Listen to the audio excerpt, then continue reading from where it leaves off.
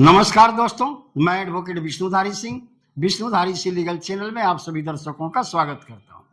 दोस्तों, आज मेरे वीडियो बनाने का टॉपिक है सुप्रीम कोर्ट के एक नए जजमेंट पर सहिस्सेदार को पूर्व क्रय का अधिकार। यानी आप अपने परिवार की पैतृक संपत्ति में अपने हिस्से को बाहरी लोगों को नहीं बेच सकते। इस पर हम पहले भी वीडियो बना चुके थे दोस्तों, पुराने जजमेंट को देते हुए। अब एक नया जजमेंट है दोस्तों 2026 का। इस जजमेंट को भी हम आपके समक्ष प्रस्तुत करने जा रहे हैं। कुछ पुराने जजमेंट का भी हम साइटेशन देंगे, क्योंकि पुराना वीडियो पुराना हो चुका है। उसको रिफ्रेश करने के लिए, आपके दिमाग में वो मैटर रिफ्रेश हो जाए, ताजा हो जाए, उसके लिए हम पुराने जजमेंट को भी आपके समक्ष प्रस्तुत करेंगे। दोस्तों, संयुक्त परिवार की संपत्ति को बिना बंटवारा के बाहरी लोगों को नहीं बेच सकते। आज के वीडियो का टॉपिक यही है दोस्तों। सेक्शन 22 हिंदू सक्सेशन एक्ट धारा 22 हिंदू उत्तराधिकार अधिनियम यह प्रावधान करता है कि यदि संपत्ति पैतृक है और संयुक्त है, बंटवारा नहीं हुआ है, तो बिना बंटवारा किए हुए आप अपने हिस्से की संपत्ति को बाहरी लोगों को नहीं बेच सकते, चाहे वह कृषि भूमि हो या घर की भूमि हो। कृषि भूमि के ऊपर में भी अब ये कानून लागू हो गया है दोस्तों बाबूराम बनाम संतोष सिंह वाले मुकदमे से ये कृषि भूमि पर भी लागू होना शुरू हो गया 14 जुलाई 2026 को। इसके अंदर में ऑनरेबल सुप्रीम कोर्ट ने भी कहा कि कृषि भूमि पर भी पूर्व क्रय का अधिकार लागू होगा। आइए दोस्तों, अब इस टॉपिक पर हम विस्तार से चर्चा करते हैं। दोस्तों, जैसा कि आप जानते हैं, पूर्व क्रय का अधिकार किसी भी क्लास 1 के उत्तराधिकारियों को होता है। क्लास 1 का उत्तराधिकारी किसे कहते हैं दोस्तों? जैसे एक पिता के 4 पुत्र और 2 पुत्रियां हैं, तो ये चारों पुत्र और 2 पुत्री हैं और विधवा हैं माता जी, ये सारे क्लास 1 के उत्तराधिकारी हो गए, वर्ग 1 के उत्तराधिकारी हो गए। इसमें से कोई एक व्यक्ति अगर अपना शेयर बेचना चाहता है बाहरी लोगों को, चाहे वो जमीन ही क्यों ना हो, संपत्ति का एग्रीकल्चर ही नहीं क्यों, कृषि भूमि ही क्यों ना हो, तो बिना बंटवारा किए वो बाहर के लोगों को नहीं बेच सकता। अन्यथा दूसरे जो हिस्सेदार हैं, क्लास 1 के वारिशान हैं, वो उनके हिस्से को खरीद लेंगे। आइए दोस्तों, इसी बिंदु पर सुप्रीम कोर्ट का लेटेस्ट जजमेंट आपके हाथ में प्रस्तुत है। केस का टाइटल है दोस्तों महेंद्र सिंह बनाम पूर्ण सिंह। इसका SLP नंबर है दोस्तों 29,289 ऑफ 2025। इसका डेट ऑफ जजमेंट है दोस्तों 14 जुलाई 2026।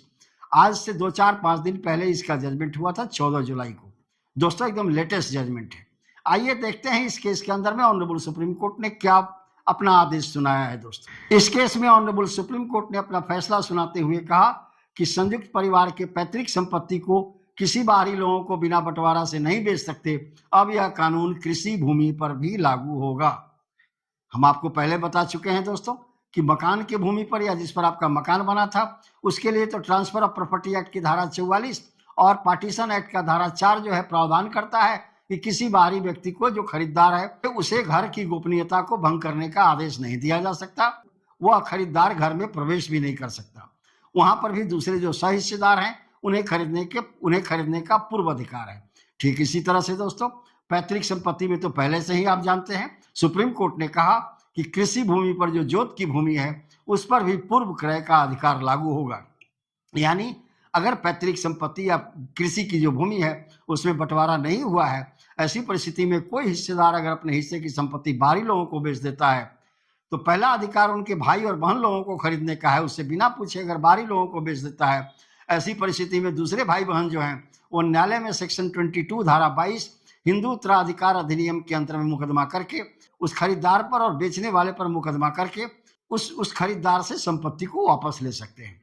इस केस के अंदर में भी महेंद्र सिंह बनाम पूर्ण सिंह वाले केस में भी सुप्रीम कोर्ट ने यही आदेश जारी किया दोस्तों कि अब कृषि भूमि पर भी पूर्व क्रय का अधिकार लागू होगा। अब दूसरा और काफी लैंडमार्क जजमेंट है दोस्तों, हम पहले भी इस पर एक वीडियो बना चुके हैं। सिर्फ आपके यादाश्त को ताजा करने के लिए हम यहाँ साइटेशन दे रहे हैं। बाबूराम बनाम संतोष सिंह, काफी इंपॉर्टेंट जजमेंट है दोस्तों, लैंडमार्क जजमेंट है। इसका सिविल अपील नंबर है दोस्तों 2553 ऑफ 2019। डेट ऑफ जजमेंट है दोस्तों 23 जुलाई 2019। दोस्तों, इस केस के अंदर में भी ऑनरेबल सुप्रीम कोर्ट ने यही कहा था कि अगर संयुक्त परिवार की शामिलात संपत्ति है और कोई हिस्सेदार अपने हिस्से को बिना बंटवारा किए हुए बाहरी लोगों को बेचता है, तो दूसरे हिस्सेदार को पूरा अधिकार है कि वह उस बाहरी लोगों से उस संपत्ति को पुनः वापस पाले। यानी पूर्व क्रय का अधिकार। किसी भी कीमत पर परिवार की संपत्ति को बाहर नहीं बेची जा सकती। इसी सिद्धांत पर बाबूराम बनाम संतोष सिंह का मुकदमा का फैसला था दोस्तों। यह फैसला भी हिंदू उत्तराधिकार अधिनियम की धारा 22 को संपुष्ट करती है। दोस्तों, एक बात कहना हम भूल गए, हिंदू उत्तराधिकार अधिनियम की धारा 22 जो है वो कहता है कि अगर कोई पट्टीदार अपना हिस्सा को बेचने का प्रयास करे या घोषणा करे, तब दूसरे हिस्सेदार को पूरा अधिकार है उस संपत्ति को खरीदने का। लेकिन इस बाबूराम बनाम संतोष सिंह वाले मुकदमे में ऑनरेबल सुप्रीम कोर्ट ने अपना फैसला सुनाते हुए कहा कि नहीं, अगर संपत्ति बिक भी जाती है, इसके बाद भी दूसरे हिस्सेदार को पूरा अधिकार है कि वह बिके हुए संपत्ति को वापस खरीद सके। अब आइए दोस्तों, एक और सुप्रीम कोर्ट का जजमेंट हम देखते हैं जो पुराना है लेकिन काफी लैंडमार्क है, काफी इंपॉर्टेंट जजमेंट है। वो भी कृषि भूमि पर ही है। इस केस का टाइटल है दोस्तों Baidyanath versus Guramma, AIR 1998, supreme court 555। ये साइटेशन नंबर है दोस्तों। इसका डेट ऑफ जजमेंट है दोस्तों 18/11/1998। आइए दोस्तों देखते हैं इस केस में ऑनरेबल सुप्रीम कोर्ट ने अपना फैसला सुनाते हुए क्या आदेश दिया था। अपने आदेश के पहले पारा में ऑनरेबल सुप्रीम कोर्ट ने कहा कि यह जो पूर्व क्रय का अधिकार है वो कृषि भूमि पर भी लागू होगा। पहले तो सिर्फ घर तक लागू था, लेकिन अब ये विस्तार करके कृषि भूमि पर हो गया। चूंकि 1998 में बेटी का अधिकार संपत्ति पर नहीं था, लेकिन इस जजमेंट के अनुसार अगर पिता की मृत्यु हो जाती है तो घर उनकी विधवा और उनके जो अविवाहित बेटी हैं उनको भी मैंने क्लास 1 का उत्तराधिकारी माना और पूर्व क्रय का अधिकार उन्हें भी दे दिया दोस्तों।